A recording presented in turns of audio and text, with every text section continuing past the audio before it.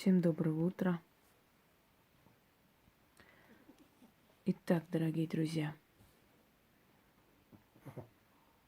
жизнь, она непредсказуема. И судьба, она может быть очень жестокой к человеку. Неважно, этот человек простой или не совсем особенный, талантливый или бездарный. В любом случае, любая личность рискует в этой жизни подвергнуться насилию. И это насилие очень болезненно переносится, особенно женщинами, когда это насилие над ними осуществляет человек, которого они любили. И, может быть, любят до сих пор. Потому что любовь – это такое ужасное, страшное чувство. И прекрасное, с одной стороны, и с другой стороны, действительно ужасное чувство, когда в человеке борются две силы. Женщина пытается помочь, спасти.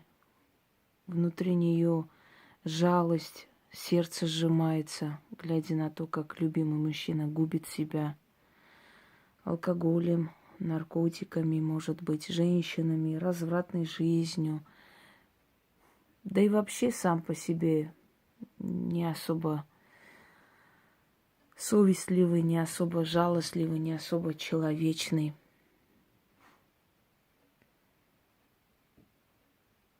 Многим женщинам порой бывает, что некуда уйти, хотя я всегда говорю, уходите хоть куда, вот куда глаза глядят, туда и идите. Лучше ночевать на вокзалах и на улице спать. Безопаснее, чем с человеком в четырех стенах. Подобным человеком. Задача любого насильника – заманить обратно свою жертву. Поэтому падают на колени, умоляют прощения, забери. Заявление с милицией, клянусь, последний раз, я все понял, я завязал. Их задача заманить тебя в ловушку обратно, в эти четыре стены, и там уже добить. Многие женщины, знаете, такой стокгольмский синдром, когда их воля просто парализована. Не зря сказано, аппетит приходит во время еды. Не видя просвета в жизни, не понимая, что есть другая жизнь, они думают, что так и надо. И, как правило, терпят насилие, издевательства женщины, которые в детстве это терпели от родителей. Когда женщине идти некуда, когда у нее нету плеча, когда у нее нету спины.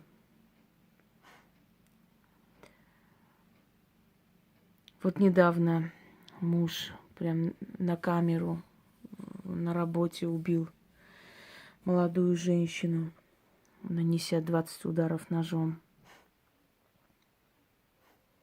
Все стали сочувствовать, соболезновать семье. А я сказала, что если бы она надеялась на свою семью, она бы столько лет не терпела это насилие, и у нее была бы защита. Зачастую такие люди пользуются тем, что понимают, что ей идти некуда.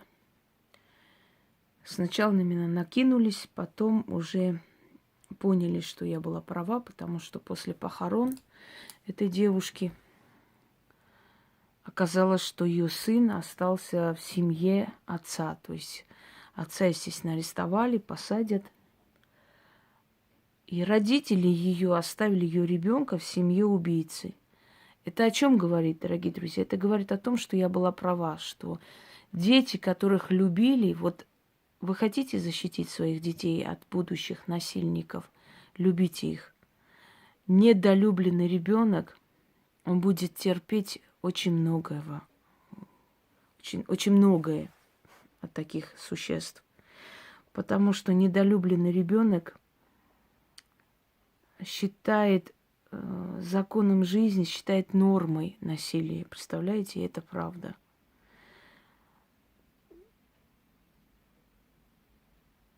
Девочка, которая видела пьяного отца, слабовольную бесхребетную мать или озлобленную мать, выходя замуж, подсознательно выбирает такого же, как ее отец, который мучил маму, точно так же он мучает ее. Выбирает такого же, также терпит эти унижения, издевательства, понимая, что идти ей некуда. Для нее насилие – это норма жизни. Она другой жизни не знает.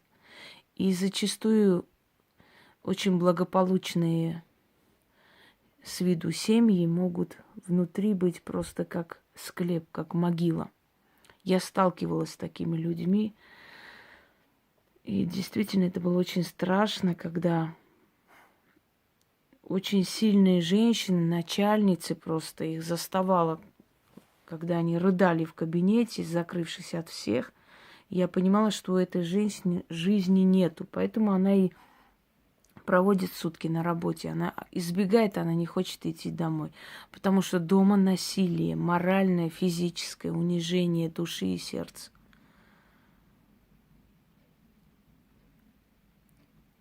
Вы хотите защитить своих детей? Учите их с детства, что они от вас ничего скрывать не должны. И они, поверьте мне, они не встретят подобных. Они не будут соглашаться на вот такую жизнь.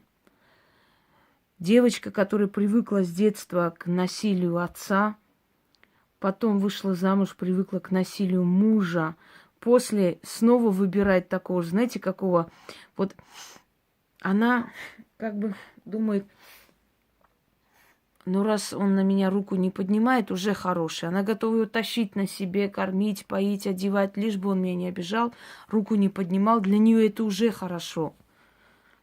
Женщина избалованная, привыкшая в детстве быть любимой дочкой, потом любимой женой. Если даже что-то случается, расстается с этим мужчиной или он помирает, она на меньшее не согласна, она будет искать такого же, на его уровне такого же мужчину. А девочка, которая была унижена, принижена, она может 3-4 раза выйти замуж, и все будут одинаковые насильники. Моральные насильники или физические насильники, но они будут. И самое страшное, что у них жалость к этим насильникам. Не ненависть, а жалость, потому что она, будучи ребенком, помнит, как папа пьяный валялся, как мать проклинала отца. Она помнит, как она хотела всеми силами, своими маленькими ручонками поднять папу, положить, чтобы он уснул, чтобы он не дрался, не ссорился, уговаривала, просила. Понимаете, что люди делают со своими детьми? И это детское чувство жалости к немощному отцу, она переходит к мужу. И вот уже взрослая женщина, она жалеет мужа, который унижает ее, издевается над ней. Она идет, плачет, рыдает, потом опять начинает думать, может, его можно спасти. Садится с ним, разговаривает, уговаривает, просит, умоляет. Бесполезно это все, поверьте мне. Человек сам должен себя спасти, ты его не спасешь. Особенно если человек уже взрослый, уже личность. Понимаете, мужика 40-летнего ты не перевоспитаешь. Это нереально. Может быть, 1 из миллиардов кто-то там одумался, понял. Может быть, допускаю. Но это должны быть сильные личности. А сильные личности не пьют. Сильные личности не колятся.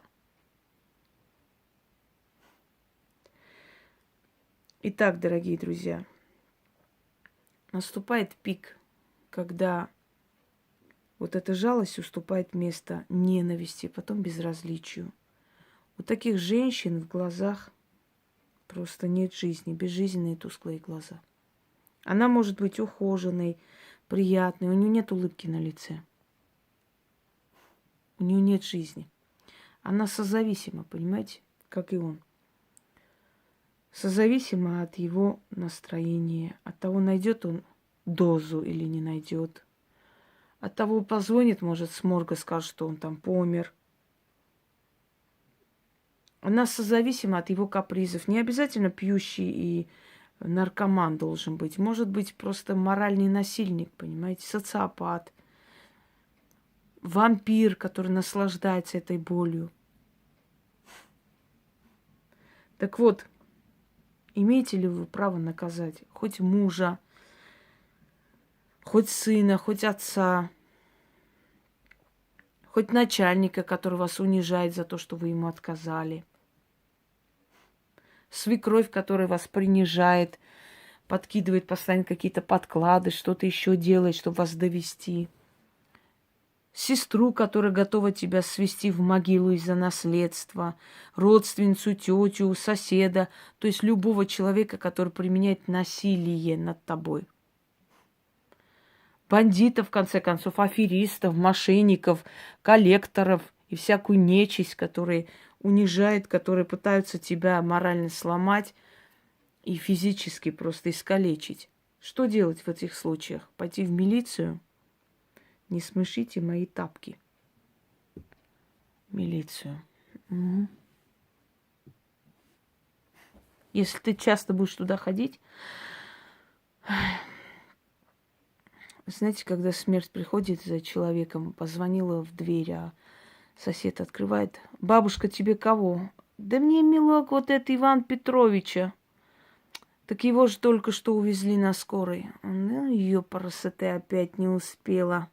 Повернулась к нему и говорит: молодой человек, а вас, к примеру, как зовут? То же самое и в милиции. Если ты часто будешь туда ходить и требовать правосудия, они скажут: а вы, к примеру, чем занимаетесь? А вы что делаете? А ну-ка давайте-ка ваши документы проверим. Ну-ка давайте ваше досье. А знаете почему? Чтобы ты не надоедала им.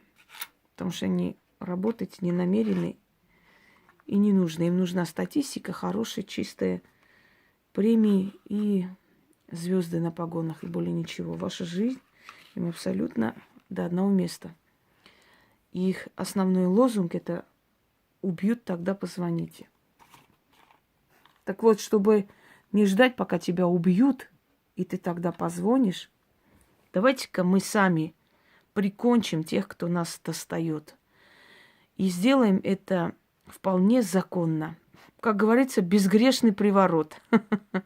Безгрешно их грохнем. А как это сделать, чтобы не сесть в тюрьму? Попросить сделать это темных духов. И они за тебя это сделают. Если вам угрожают физической расправой, моральным насилием, унижают, уничтожают вашу жизнь, вашу душу, сделайте следующее. Найдите 3 черных восковых свечей. Можете сами сделать. Но они должны быть черные 3 восковые свечи. Найдите 3 женских платка, чтобы на них не было там цветков, еще что-нибудь. Желательно однотонные.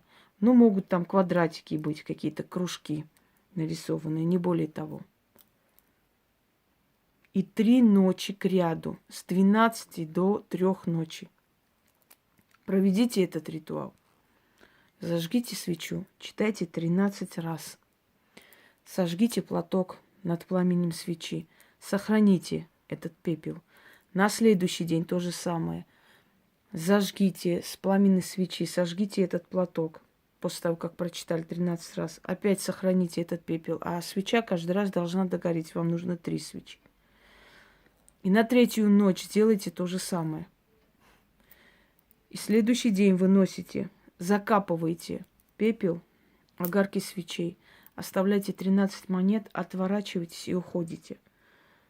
И знайте, если вы это сделаете со всей злостью, со всей болью, которая у вас накопилась, со всей вот этой вот справедливым желанием наказания того, кто ни за что, ни про что преследует, унижает вас только потому, что понимает, что он безнаказан, даже если это будет министр и прокурор, поверьте мне, очень может быть, что дойдет до смерти. А может, инвалидом останется. А может, дом сгорит вместе с ним. а может там кирпич не туда полетит, а может птица рухнет на его бошку. Все что угодно может быть. А может поезд выскочит, когда он в ванной будет мыться. Понимаете, что угодно здесь не угадать. Но учтите, вы должны это сделать тогда, когда вы 100% решили избавиться от человека, который просто насилует, угнетает вас. И кто бы это ни был. Он от вас не просто отстанет, он уйдет из вашей жизни. Может уйти физически, может морально. Его вытолкают, может где-нибудь кого-нибудь пырнет ножом, его посадят, может быть, на кого-нибудь накинется, посадит, может, у него в голову сбрендит, он возьмет что-нибудь, взворует и его в тюрьму. Его уберут из вашей жизни, но вы должны 100% быть готовы, что когда вы узнаете о каре этого человека, вы не пожалеете его. Если вы его пожалеете, ну не скажу, что это все на вас вернется, но вы обидите духов, которые вам помогли. И когда это случится, послушайте меня внимательно, берете вино красное, полусладкое, розу красную, значит, мед, чистый мед, настоящий мед, вот баночки покупаете и идете на кладбище. Первая же могила безымянная, которая вам попадется на глаза, подходите, открывайте этот мед, ложите цветок, выливайте, хотя бы половину этого вина на могилу, ставите и говорите: от мира мертвых получила помощь, миру мертвых благодарю. Отвернулись и ушли. И желательно это кладбище очень долго не заходить. Хотя бы месяца 3. Все. Знайте, что вам оттуда дали помощь. Если вы этот ритуал будете злоупотреблять, использовать против всех и вся, кто на вас не так посмотрел, не то сказал, вам самой по башке дадут. Потому что этот ритуал настолько сильный, это призыв очень жуткой силы. Но только в том случае, когда вы правы. Я вам говорила, можете без страха пользоваться всеми работами. Я читаю, мне пишут, говорят, вы знаете, после грузинского ритуала, вот там онлайн-чистка, грузинская сила, когда с куклами, с вольтом нужно было делать. Одна написала, что тетка, которая хотела отобрать у нее наследство от родителей, она попала в аварию с 3 сыновьями, еле спаслись. И этой женщине, которая начитала, ничего не будет. Знаете почему? Потому что это рука справедливости сделала. Она же не порчу делает, она возвращает то, что ей сделали. Возвращает. Научитесь давать отпор. Научитесь относиться к людям так же, как они к вам относятся. Не надо насильнику руку целовать. Не надо палачу целовать его топор. Понимаете, не надо подставлять голову, как баран, как вас учили. Не надо молиться за угнетающих. Надо насильнику эту руку сломать, а палачу этим топором голову снести. Вот тогда вас будут уважать. Вот и все. Так что не бойтесь. Моя магия не для слабых и не для размазни, не для бесхребетных животных. Моя магия для сильных личностей, которые хотят сами сделать себя в этой жизни, которые хотят, чтобы никому не было повадно их обижать и трогать, чтобы вообще боялись их обходить за километр. Если угнетает вас, вашего ребенка, если пытаются его посадить, на него повесить что-то, если вас мучают, если вымогают деньги, если доводят ваш муж, сосед, коллекторы, там, аферисты какие-то, бандиты какие-то, смело проведите эти ритуалы. И никого не бойтесь. Больше к вам не будут подходить, поверьте мне. 1, 2, 3 накажется, потом скажут: ой, не-не-не, она такая баба, что-то она ведьма или что-то с ней не то. Как ее обижаем, сразу по башке получаем, нафиг, я не хочу. Понимаете?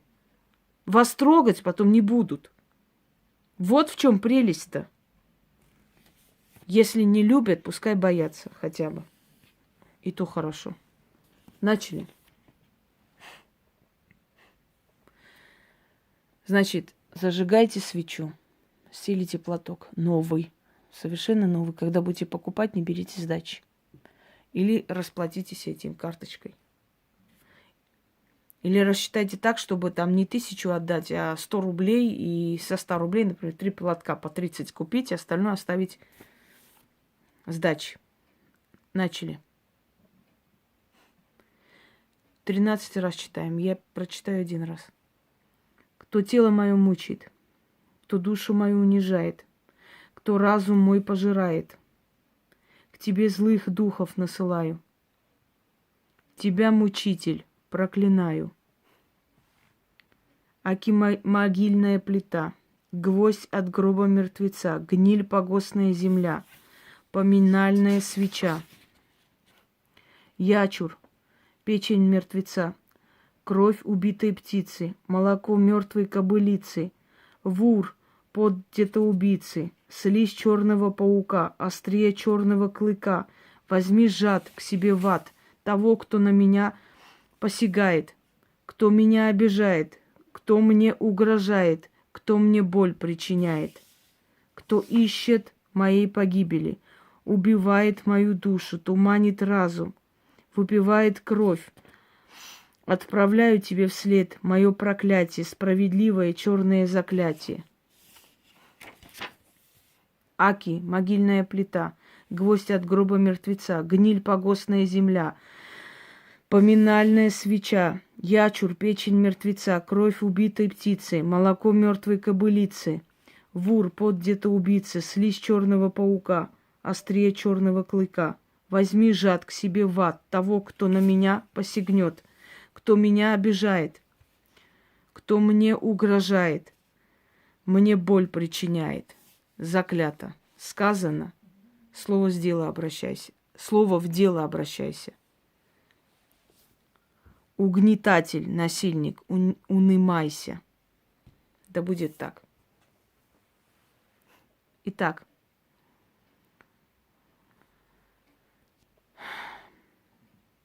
Как провести, уже было сказано.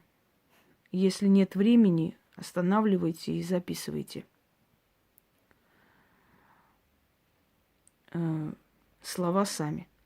Немного устала, сказывается, уставшая я. Ничего, нормально, пройдет. Так вот, почему это сильное заклятие? Потому что за основу моих, в основном, работ лежит более древние слова-ключи. Вот почему они работают. Заклятие – это подчинение духов. Духи просто так вам не будут подчиняться. Именно поэтому великое множество работ и заговоров, и не все работают. Духи просто так не будут подчиняться. Только тогда, когда есть человек, который знает, какие слова, какие ключи надо применить, чтобы эти силы узнали и подчинились. Поэтому данные мной работы именно поэтому и работают. В них есть более древние слова-ключи.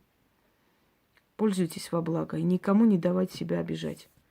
Лучше пусть они от вас плачут, чем вы от них. Всего хорошего.